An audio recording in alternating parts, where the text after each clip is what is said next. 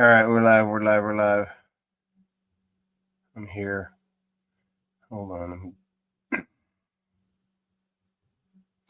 trying to figure out the best. How does this work? Hold on. I'll get to it. Hold on. Let's see. This is not what I want. Oh, that is what I want. Look at that. Ooh. All right, you guys are piling in. You guys are piling in. Oops, let me change this other thing. Brand. You guys are so good, so patient. Let me change this to this way network. Change the background.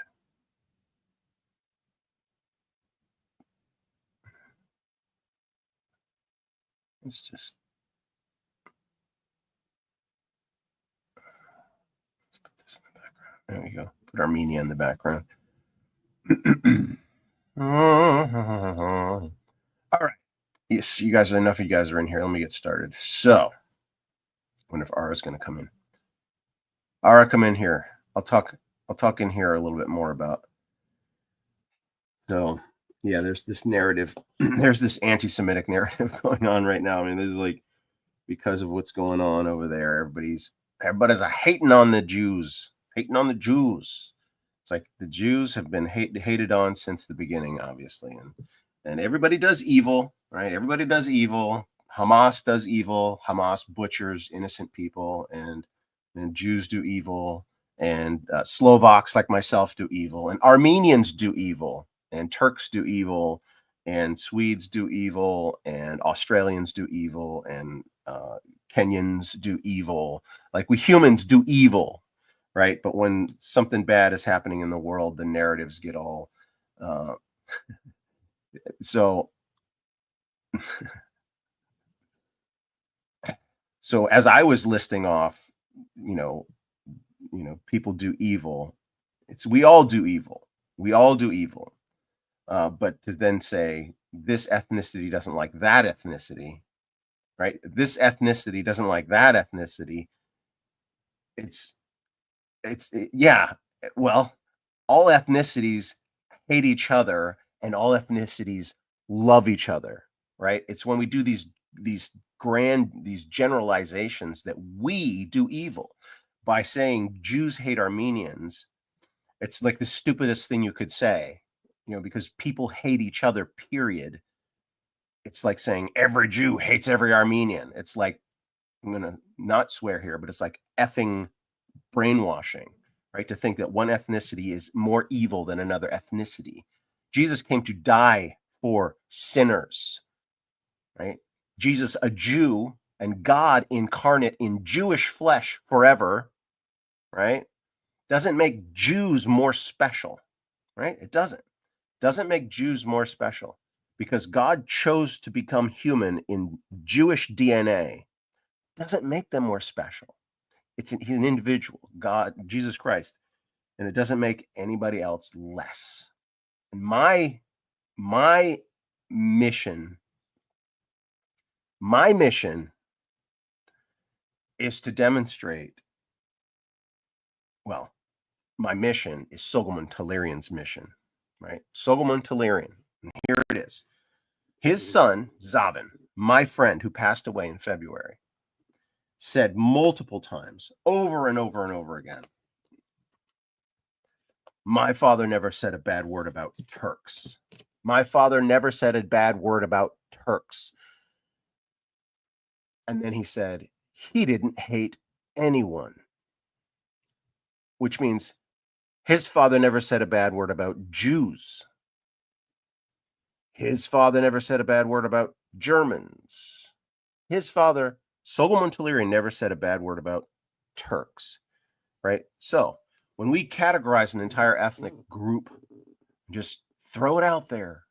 We are doing evil. We are spreading hate against an ethnic population. That's the problem here. Right? All right. That's not what this is about. Let me update you guys. If you keep oh my gosh, revisionist history. I'm not gonna.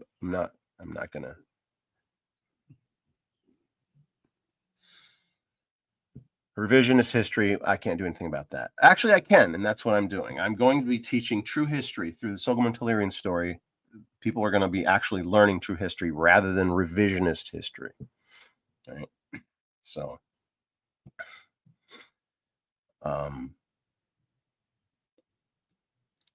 to say that Jesus was ethnically Palestinian is to say all Jews are Palestinian and that the Old Testament is Palestinian, right? That it's a Palestinian, it's like it's nonsensical, doesn't make any sense whatsoever. So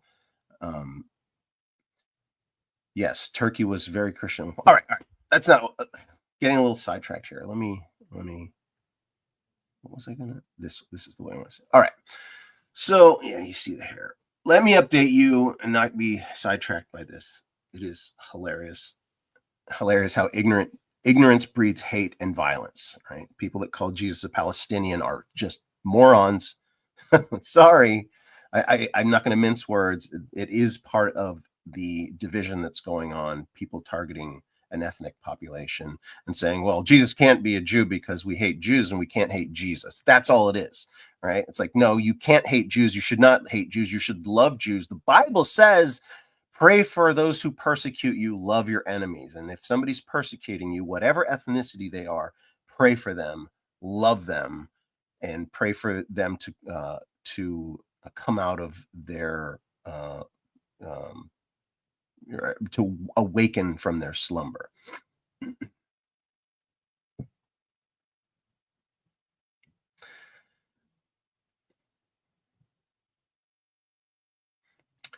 Yeah, yeah.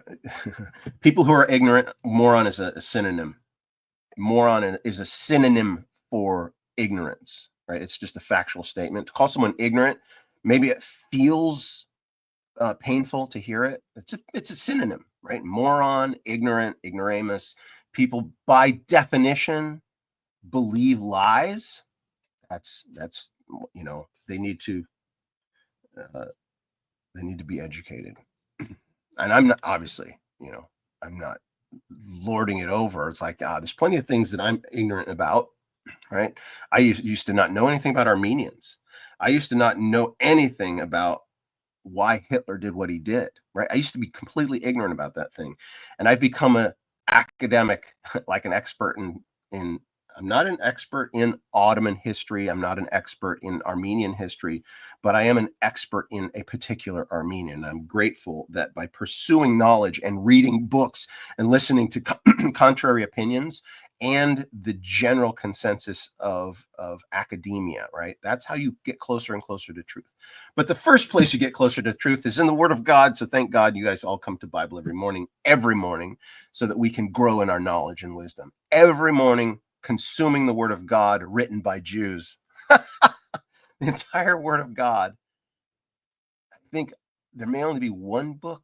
I mean, every single word in the Bible was written by it's like 99.9% of every word written is written by an ethnic Jew. All right. All right, I'm going to ban Ara.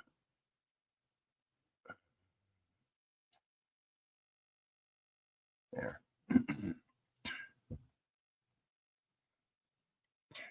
There.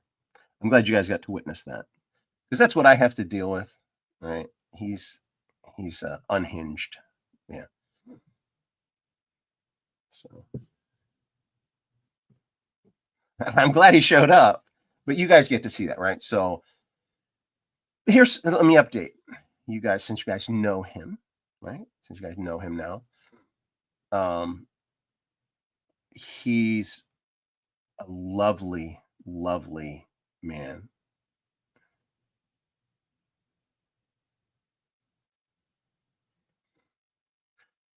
I do want to address this, Jacqueline, actually. So let me address this first. This was kind of eye-opening to me recently that, I've always known there were Christians in Iran. It was kind of mind-boggling that there were Christians in Iran. But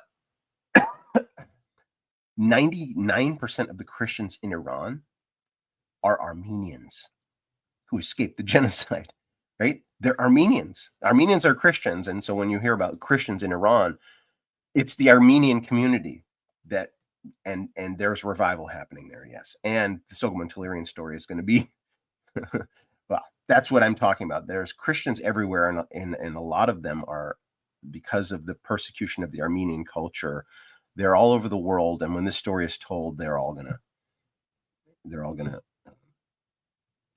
love it. All right. What was I just saying?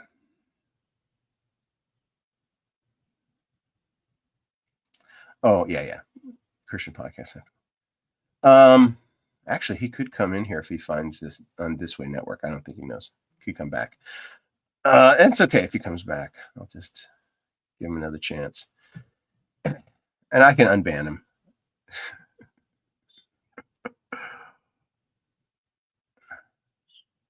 Maybe I can. All right. What was I going to say? Oh, I'm sorry. I got distracted. Oh, all right. Let me just talk about. Yeah, Ara. So, bless his heart. He's a good, gentle, kind friend, and he'll be my friend forever. But he's anti-Semitic, and I'm just going to let that go. That's clear, and it's common. I mean, there's a lot, and in Armenian circles, there's a lot as well, because you got to have somebody to blame, and you're always going to find an influential Jew that does evil, just like you're going to find an influential white person that does evil. You're going to find influential Armenians that do evil. You're going to find influential Turks that do evil, right?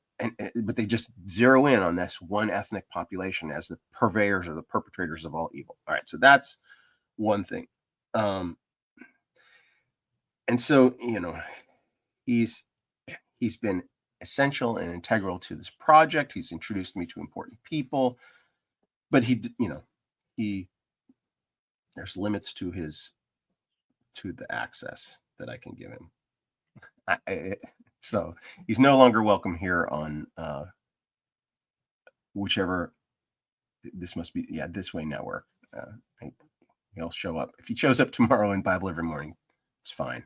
If he starts going off again, he'll get banned again. All right. So what a show. What a ride. Yeah.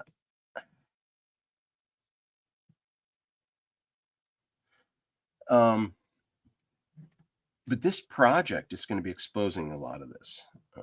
And I'm going to have at least one Jewish producer involved, right? So if any of that nonsense rises, it's going to get shut down. In fact, I've been having meetings, a lot of meetings with team members, and things are advancing. What can I tell you? What should I tell you? So, where do I want to go with this? It feels like we're right on I say this all the time. I don't want to sound like a broken record, but it's always true. There's a threshold coming when this project's going to be funded, and it's going to serious people with money are going to come aboard, and it's going to be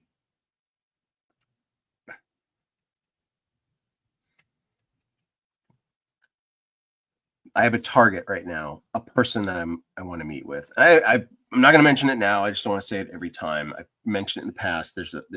I've come to that point in the project where, okay, I've always known I was going to meet this person. I've always known that I was going to either my path would just cross with his, or somehow we'd just be in the same room, or that I would need to pursue him.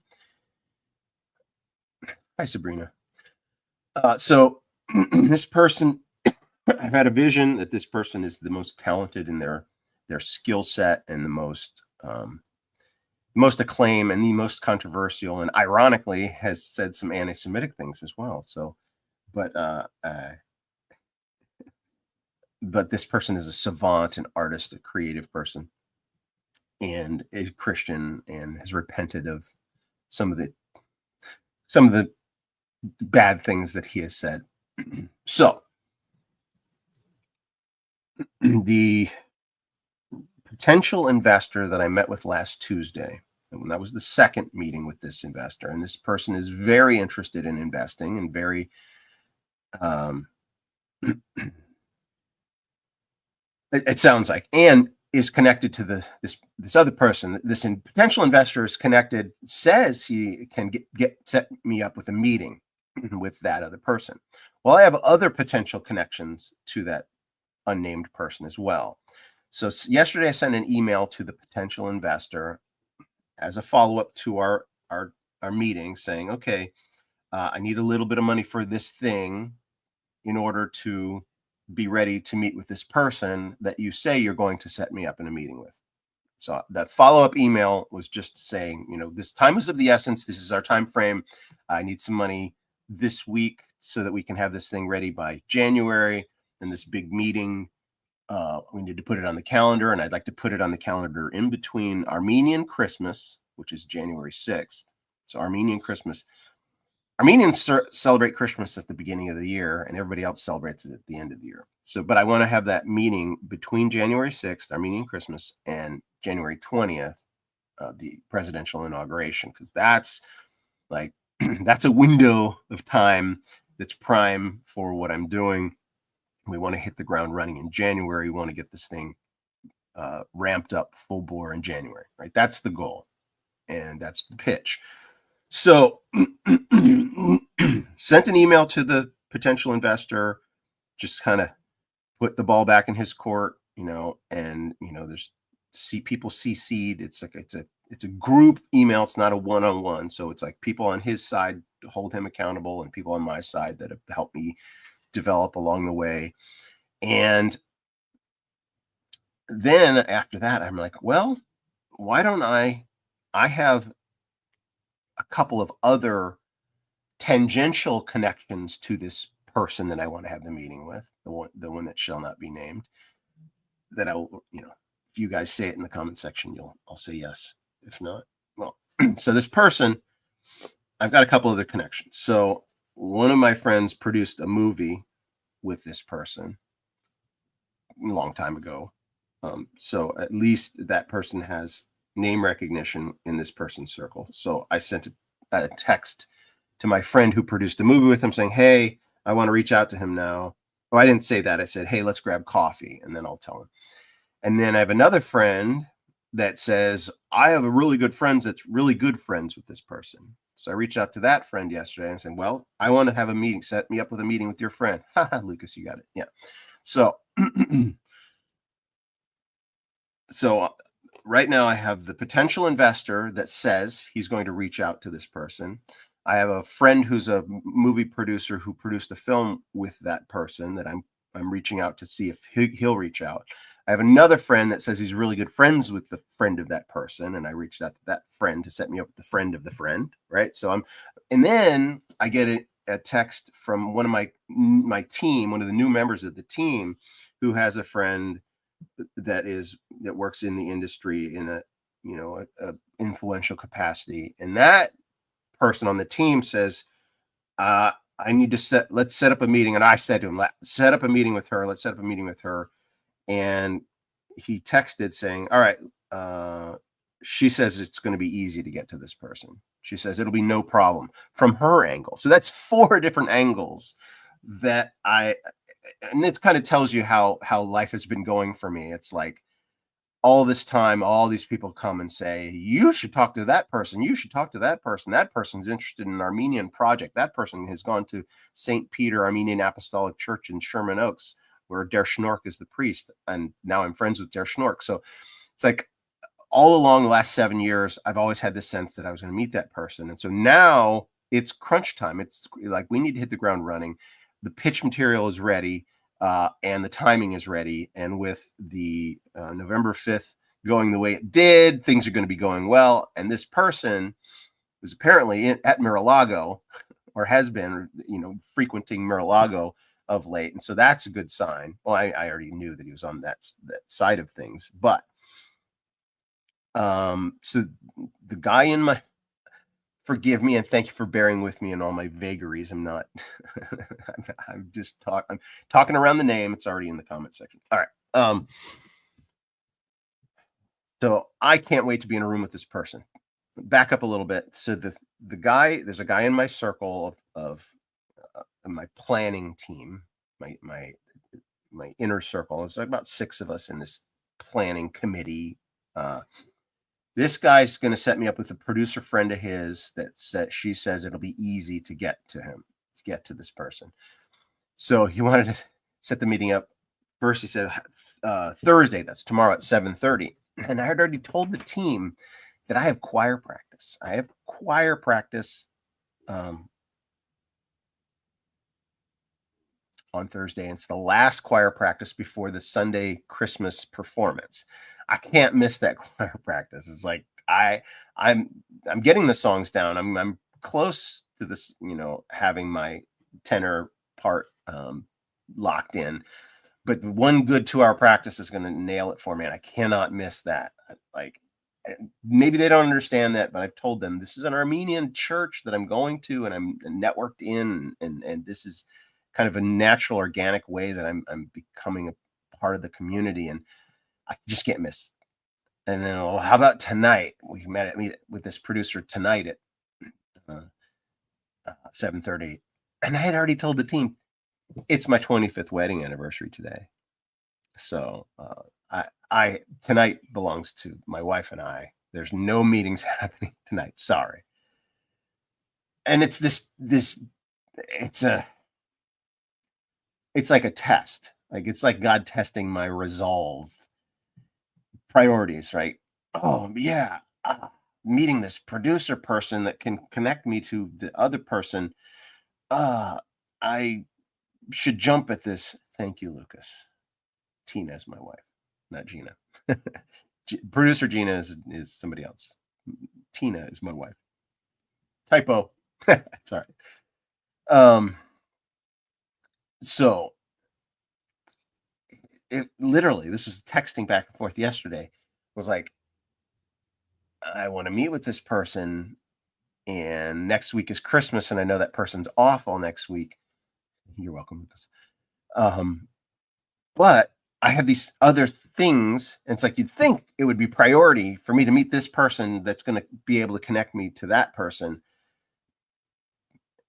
But upsetting, it's my 25th wedding anniversary. It's funny. My wife and I even had the conversation last night because she almost forgot and planned something as well. She remembered and had a mental lapse, and she's such a volunteer and such a helper to people. They're like, can you help us with this thing? And she's like, yeah. I'm like, oh, wait. So we discussed briefly yesterday. Going, well, if you really want to go help them, then I can go do this thing, but it has to be a mutual decision. And she says, well, I'm going to text him. My husband already made plans. I'm like, no, I haven't made plans. We're making the decision together. She's like, well, I'm like, okay, well, no, we're going to hang out together. So I feel like I passed that test. And then, 18 years is good. And then the thing tomorrow, choir practice, in their minds are like, it's just choir. You wouldn't skip choir practice to meet this producer. And I'm like, maybe I haven't fully articulated how important this choir practice is, and this me singing at this church. Like I'm not gonna, it's going to be a kind of a coming out event for me, right? The people see me attend church, but not everybody, and not everybody online, because a lot of people watch this church service online. When I'm up there in the choir loft in the back of behind the pulpit, I'm going to be there the whole service, and I'm going to be singing, and my voice is going to stand out. I'm a tenor, and I sing loud, and people like the tonal quality of my voice. So it's going to be a worshipful coming out, right? Who's this long-haired non-Armenian that's entrenched himself in our church and our culture, etc. And so that's why going to choir practice and making sure I have the songs down as well as I can, because I love to sing and I don't want to make mistakes, etc. So those 2 dates, and then Friday I can't meet with this producer because I'm meeting with a Turkish historian, and I think I've already mentioned that to you guys. So, and then I said, well, I could meet Thursday between 5 and 7, and then so the guy said, maybe this weekend. And I said, I can meet this weekend, Saturday anytime after noon and Sunday anytime after 2. So there's some of the update that I've got all these meetings happening and planned, and things, balls, ball in my court in some things and ball is out of my court in other things, and all kind of converging into a meeting. And I'm telling you, the potential investor said, when you meet with this guy, and if he's in, my dad's in, which means the potential investor's dad, the billionaire, right? He's like, if that guy says yes. And so as I rack my brain for these last 7 years, I've racked my brain, knowing what I know about this person, it feels like a no-brainer, but there's always unforeseen things. There's things that are, that don't occur to me. Maybe he's too busy right now. I just can't see any, even though people of this stature are approached constantly and they have this buffer around them, right? They have the person of that stature, an A-list of A-listers, right? At the top of their game, and they have an infrastructure around them to keep all the clinger-oners away, right? People want to get to him. Everybody has a pitch for this person, right? Everybody's got an idea. There's probably 1,000 scripts written this year alone with the thought of, if I could just get this into that person's hands, right? And so that's what people of that stature have to deal with constantly, saying no, having a buffer, saying no to everybody that's coming at them. Everybody thinks they have the best next project for this A-lister, and don't realize that A-lister has 1,000 projects that he or she wants to do as well. So for me, aside from that, his interest in he's a Christian. He obviously has done some of the most important work for Christians in cinema, and has attended Armenian churches, is familiar with the Armenian history, has been looking. There's there's the competing Soghomon-Tehlirian project. Here's an update for you guys. The competing project, I've mentioned it before, maybe you don't recall. There's another group of there's some Armenian producers that are trying to get a film made that focuses on the trial, on Soghomon's trial, and in that the main character is the lawyer, Soghomon's lawyer, because it was a landmark case. I mean, it was for a lawyer to win this verdict, it's like, that'll be on your resume, that'll be what you're known for the rest of your life. So it is a seminal moment in this lawyer's career. However, his client, Soghomon-Tehlirian, is the star. Not in this movie, though. The lawyer is the main character, and Soghomon is like a secondary character. And for that reason, I'm like, I mean, it's fine if they get it made or whatever, but apparently they approached this person about being involved with their project, and apparently he declined. So pray for me over this next, well, you'll see me tomorrow, but just keep praying for me. This meeting is going to happen, and there's a window that there's an optimum window it needs to happen in. Actually, Armenian Christmas is on the 6th, and that's a weekday. That's a Monday, I think. I have it off, and that would be the perfect day to meet this person. So if the communication happens soon enough, and it would be ideal, on Armenian Christmas would be like the Christmas present of all Christmas presents. So that's what my heart wants. But it's in God's hands. God is in control. And you guys have been here. So, I mean, you guys have been here, and this is all born on prayer. You guys have been praying for this, and I want to, Jacqueline, I just want to address what you were saying earlier. Holidays have been that way for me as well. Just kind of not a happy time.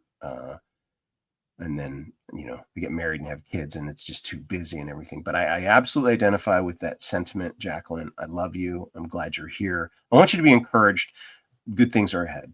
That's all I can say. Like, yeah, Lucas, I love you guys. And I'm going to keep this group like small and intimate for as long as I can. I had that decision, like, I'm not going to broadcast this. If when people find out about it and they come in, like Ara came in, he came in for a while, and then they misbehave and I kick them out. All right, time's up. I love you guys. You're my prayer warriors, my prayer team. Love you. I'll see you tomorrow on Bible Every Morning tomorrow. Bye.